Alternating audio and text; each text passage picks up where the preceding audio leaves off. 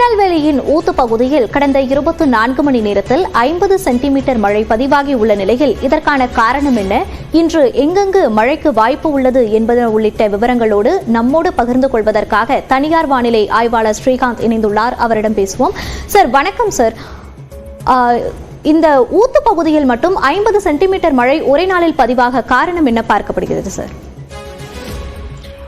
சாதாரணமாக பாத்தீங்கன்னா மன்னார் வளைகுடா பகுதியில் ஒரு சுழற்சி இருந்தா மேற்கு தொடர்ச்சி மலையின் கிழக்கு சரிவு பகுதிகளில் இந்த மாதிரி நம்ம மழையை எதிர்பார்க்கலாம். பட் எல்லா சமயமும் 40-50 சென்டிமீட்டர் வருமானா இல்ல, மிக பலத்த மழை பரவலா எல்லா இடத்துலயும் பெய்யும். அதுதான் நேற்று நம்ம பார்த்தோம். மாஞ்சோலை ஊத்து பொறுத்த வரைக்கும் சில சமயங்களில் அந்த மலை முகடுகள்ல ஈரப்பதம், அதாவது மாய்ஸ்சர் டிராப் ஆயிருச்சுன்னா தொடர்ந்து மழை பெய்யும். அது நேற்று நடந்துச்சு.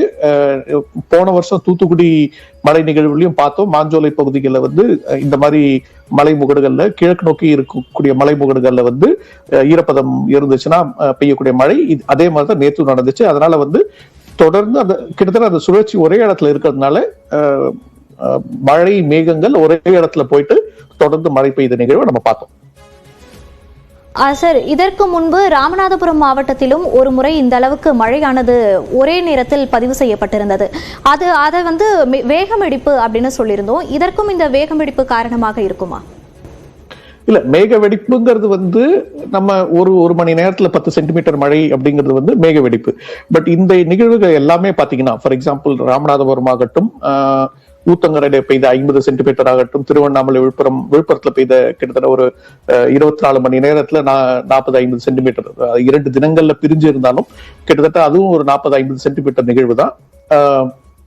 இது எல்லாமே பாத்தீங்கன்னா நமக்கு ஒரு நாள் முழுவதும் தொடர்ந்து பெய்த மழை நிகழ்வுகள். சோ சில சமயங்கள்ல மேக வெடிப்பு அளவுக்கு அந்த மழையின் வீரியம் இருந்தாலும் நம்ம இதை ஒரு என்ன சொல்றது, தொடர்ந்து பெய்யக்கூடிய ஒரு மழை நிகழ்வாக தான் நம்ம பார்க்கணும். இதுக்கு முக்கிய காரணம்னு பாத்தீங்கன்னா கடல் வெப்பநிலை. நம்ம தீபகற்ப பகுதியை சுத்தி இருக்கக்கூடிய கடல் எல்லாமே 28-29 டிகிரி செல்சியஸ் வரைக்கும் இருக்கு. அரபிக்கடலாகட்டும், தென்னிந்திய வட இந்திய பெருங்கடல் ஆகட்டும், வங்கக்கடல் ஆகட்டும், எல்லாமே கிட்டத்தட்ட 28-29 டிகிரி செல்சியஸ் இருக்கு. அதனால இந்த சுழற்சிகள் ஈரப்பதம் நிறைய எடுக்கிறதுக்கான வாய்ப்புகள் அதிகமாகுது. கடல் வெப்பம் அதிகமா இருந்தா ஈரப்பதம் அதிகமாகும், ஈரப்பதம் அதிகமா இருந்தா மழை நிகழ்வுகளும் அதிகமாகும். அதை தான் நம்ம பார்த்துட்டு இருக்கோம். ஒரு பிளாட்ஃபார்ம், அதாவது ஒரு சுழற்சி சாதகமான ஒரு இடத்துல இருந்துச்சுன்னா மழை நிகழ்வுகள் மேன்மைப்படுகின்றன, மழை அளவுகள் மேன்மைப்படுகின்றன. சார், இப்ப இது போல அதிக கனமழை இன்றைய தினத்தில் ஏதேனும் மாவட்டங்களில் பொழிய வாய்ப்பு இருக்கிறதா? தென் தமிழகம் திரும்பவும் அதே கிழக்கு சரிவு பகுதிகள், அதாவது விருதுநகர், தேனியிலிருந்து கன்னியாகுமரி வரை இருக்கக்கூடிய கிழக்கு சரிவு பகுதிகளில் திரும்பவும் அதிக மழைக்கான வாய்ப்பு இன்றும் இருக்கிறது. இந்த சலனம் அரபிக்கடல் பகுதிக்கு உள்ள நல்ல போகிற வரைக்குமே கிழக்கிலிருந்து வரக்கூடிய காற்றின் ஈர்ப்பு காரணமா அடுத்த ஒரு 24 முதல் 36 மணி நேரத்திற்கு தென் தமிழகத்தில் இருக்கக்கூடிய மேற்கு தொடர்ச்சி மலை, கிழக்கு சரிவு பகுதிகளில் நம்ம பலத்த மழை எதிர்பார்க்கலாம்.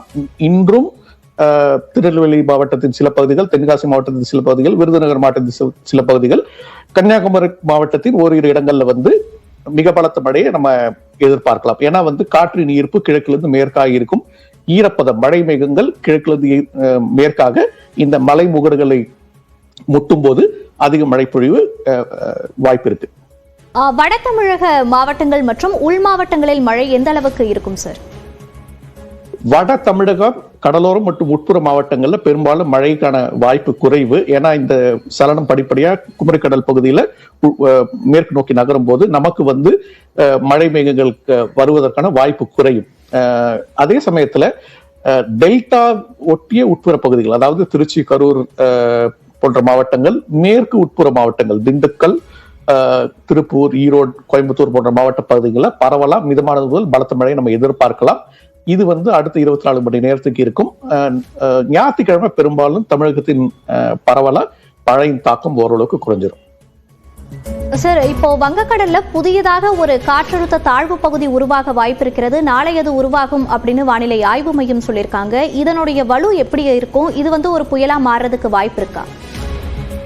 அதாவது பாத்தீங்கன்னா இந்த குறைந்த காற்றழுத்த தாழ்வு பகுதி வரக்கூடிய இடம்ங்கிறது வந்து கடந்த 2 நிகழ்வுகள், அதாவது ஃபெஞ்சால் புயலாகட்டும், இப்ப இருக்கக்கூடிய குறைந்த காற்றழுத்த தாழ்வு பகுதி ஆகட்டும், வந்த இடத்திற்கு, அதாவது இது எல்லாமே வந்து சுழற்சிகள் தென் சீனக்கடல்ல இருந்து மலாய் பெனின்சுலாவை தாண்டி தெற்கு அந்தமான் பகுதியிலையும் அதனை ஒட்டிய தெற்கு வங்கக்கடல் பகுதியிலும் வருது. ஸோ இந்த வரக்கூடிய சுழற்சி இவ்வளவு நாள் வந்த சுழற்சியை விட சற்று வடபகுதியில வரக்கூடிய வாய்ப்பு இருக்கு. அதனால என்ன ஆகுதுன்னா வந்து இது வந்து பெரும்பாலும் வங்கக்கடல் பகுதியில் இருக்கக்கூடிய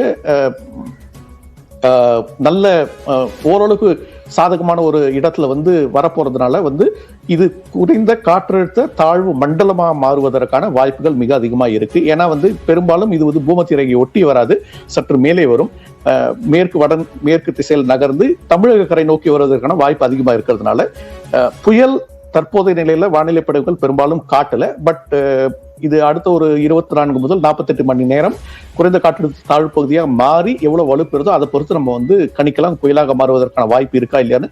தற்போதைய நிலையில குறைந்த காற்றழுத்த தாழ்வு மண்டலமா மாறுவதற்கான வாய்ப்பு மிக அதிகம் நான் நினைக்கிறேன். இணைப்பில் வந்து கருத்துக்களை பகிர்ந்தமைக்கு நன்றி ஸ்ரீகாந்த் சார். நன்றி.